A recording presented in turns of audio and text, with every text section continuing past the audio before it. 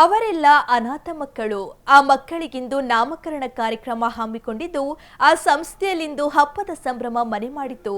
ಸಂಸದರು, ಜಿಲ್ಲಾಧಿಕಾರಿಗಳು ಮಕ್ಕಳಿಗೆ ನಾಮಕರಣ ಮಾಡಿದರಲ್ಲದೆ ಸಂಸ್ಥೆಯ 2ನೇ ಘಟಕವನ್ನ ಉದ್ಘಾಟಿಸಿದರು. ಹಾಗಿದ್ದರೆ ಯಾವುದು ಆ ಸಂಸ್ಥೆ? ನಾಮಕರಣ ನಡೆದಿದ್ದಾದ್ರೂ ಎಲ್ಲಿ ಅಂತೀರಾ? ಈ ಸ್ಟೋರಿ ನೋಡಿ.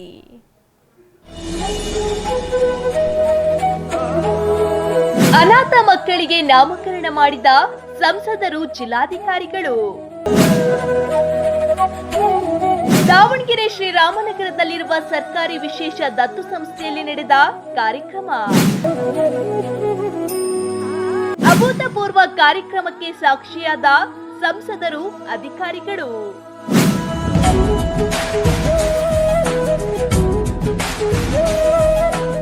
ಮಕ್ಕಳಿಗೆ ನಾಮಕರಣ ಮಾಡುತ್ತಿರುವ ಸಂಸದರು, ಜಿಲ್ಲಾಧಿಕಾರಿಗಳು. ಸರ್ಕಾರಿ ವಿಶೇಷ ದತ್ತು ಸಂಸ್ಥೆಯ 2ನೇ ಘಟಕ ಉದ್ಘಾಟಿಸುತ್ತಿರುವ ಸಂಸದೆ ಡಾಕ್ಟರ್ ಪ್ರಭಾ ಮಲ್ಲಿಕಾರ್ಜುನ್. ಈ ದೃಶ್ಯ ಕಂಡು ಬಂದಿದ್ದು ದಾವಣಗೆರೆ ಹೊರವಲಯದ ಶ್ರೀರಾಮನಗರದಲ್ಲಿ ಅಮೂಲ್ಯ ಚಿ ಸರ್ಕಾರಿ ವಿಶೇಷ ದತ್ತು ಸಂಸ್ಥೆಯ 2ನೇ ಘಟಕದಲ್ಲಿ.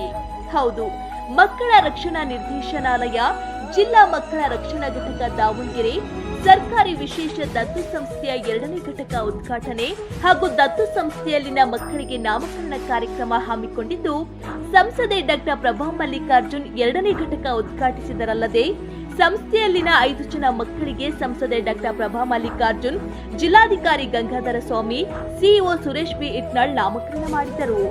ಅಮೂಲ್ಯ ಚಿ ದತ್ತು ಕೇಂದ್ರ 2012ರಲ್ಲಿ ಆರಂಭಿಸಿದ್ದು ಇದುವರೆಗೂ 212ಕ್ಕೂ ಹೆಚ್ಚು ಮಕ್ಕಳನ್ನ ದತ್ತು ರಾಜ್ಯ, ಹೊರ ರಾಜ್ಯ ಹಾಗೂ ಹೊರ ದೇಶದಲ್ಲಿರುವ ಪೋಷಕರಿಗೆ ದತ್ತು ನೀಡಲಾಗಿದೆ.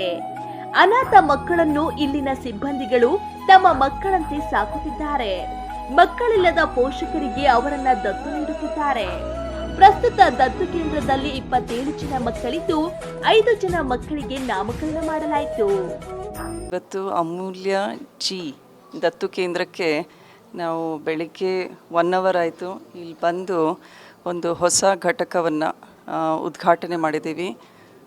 2012ರಲ್ಲಿ ಈ ಒಂದು ಘಟಕ ಶುರುವಾಗಿದೆ. ಸುಮಾರು 212ಕ್ಕೂ ಹೆಚ್ಚು ಮಕ್ಕಳು 2012ರಿಂದ ಇಲ್ಲಿ ಪುಟಾಣಿ ಮಕ್ಕಳು, 7 ತಿಂಗಳು ಮಕ್ಕಳು ಬಂದಿರ್ತಾರೆ, 1 ವರ್ಷದ ಮಕ್ಕಳು ಬಂದಿರ್ತಾರೆ.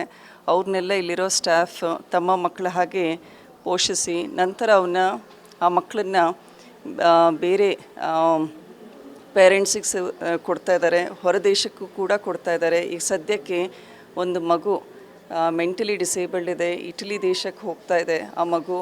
ಅದೇ ರೀತಿ ಅನಾಥ ಮಕ್ಕಳು ಅಮೂಲ್ಯ ಚಿ ಸರ್ಕಾರಿ ವಿಶೇಷ ದತ್ತು ಸಂಸ್ಥೆಯು 2012ರಿಂದ ಕೆಲಸ ಮಾಡುತ್ತಿದ್ದು ಇದೀಗ 2ನೇ ಘಟಕ ಆರಂಭವಾಗಿದೆ. ಸಾಕಷ್ಟು ಜನರು ತಮ್ಮ ಹುಟ್ಟುಹಬ್ಬಕ್ಕೆ ಸಾಕಷ್ಟು ಹಣ ಖರ್ಚು ಮಾಡುತ್ತಾರೆ. ಅದರ ಬದಲು ಇಂಥವರಿಗೆ ಸಹಾಯ ಮಾಡಿದರೆ ಅನುಕೂಲವಾಗಲಿದೆ ಎಂದು ಸಂಸದೆ ಪ್ರಭಾ ಮಲ್ಲಿಕಾರ್ಜುನ್ ಮನವಿ ಮಾಡಿದರು. ಅಷ್ಟೇ ಅಲ್ಲದೆ ಸರ್ಕಾರ ಸಂಸ್ಥೆಗೆ ಅನುದಾನ ನೀಡುತ್ತಿದ್ದು ಸಾರ್ವಜನಿಕರು ಕೈಜೋಡಿಸಿದರೆ ಮಕ್ಕಳಿಗೆ ಮತ್ತಷ್ಟು ಅನುಕೂಲವಾಗಲಿದ್ದು ಸಾರ್ವಜನಿಕರಿಗೆ ಕೈಜೋಡಿಸುವಂತೆ ಮನವಿ ಮಾಡಿದರು. ಇಲ್ಲಿ ತೊಟ್ಲು ವ್ಯವಸ್ಥೆ ಆಯಿತು, ಆಮೇಲೆ ವಾಷಿಂಗ್ ಮಿಷಿನ್ ಅಂತೆ, ಫ್ರಿಡ್ಜ್ ವ್ಯವಸ್ಥೆ, ಅಡಿಗೆ ಕೋಣೆ ಎಲ್ಲ ವ್ಯವಸ್ಥಿತವಾಗಿ ನಡೀತಾ ಇದೆ. ಇಲ್ಲಿ ಮಹಿಳೆಯರಿಗೂ ಕೂಡ ವಸತಿ ಕೊಡ್ತಾ ಇದ್ದಾರೆ. ಅದರಲ್ಲಿ ಮೆಂಟಲಿ ಡಿಸೇಬಲ್ಡ್ ಹೆಣ್ಮಕ್ಳು ಕೂಡ ಇದ್ದಾರೆ, ಅವರು ಕೂಡ ಆರ್ಫನ್ಸ್ ಇದ್ದಾರೆ.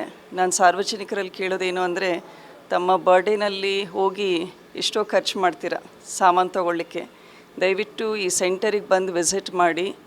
ಈ ಮಕ್ಕಳಿಗಾಯಿತು, ಆಮೇಲೆ ಇಲ್ಲಿರುವಂತಹ ಮಹಿಳೆಯರಿಗೆ ಅಥವಾ ಸೀನಿಯರ್ ಸಿಟಿಸನ್ಸು ಅವ್ರಿಗೂ ಕೂಡ ನೀವು ದಾನ ಮಾಡಿದರೆ ಬಟ್ಟೆ ಕೊಡ್ಬೋದು ಅಥವಾ ಫ್ರಿಡ್ಜ್ ಅಂತ ಏನಾದರೂ ಸಾಮಾನು ಕೊಟ್ಟರೆ ನಿಜವಾಗ್ಲೂ ಬಹಳ ಹೆಲ್ಪ್ ಆಗುತ್ತೆ. ಸರ್ಕಾರದಿಂದ ನಾವು ಮಾಡ್ತಾಯಿದ್ದೀವಿ.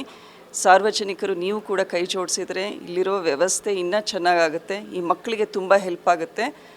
ಎಲ್ಲ ಯಂಗ್ಸ್ಟರ್ಸು ನೀವು ವೀಕೆಂಡ್ನ ಬಂದು ಇಲ್ಲಿ ಸ್ಪೆಂಡ್ ಮಾಡಿದರೆ ನಿಮಗೂ ಕೂಡ ಗೊತ್ತಾಗುತ್ತೆ ಎಷ್ಟು ಕಷ್ಟ ಈ ಮಕ್ಕಳನ್ನ ಸಾಕೋದು ಅಂತ.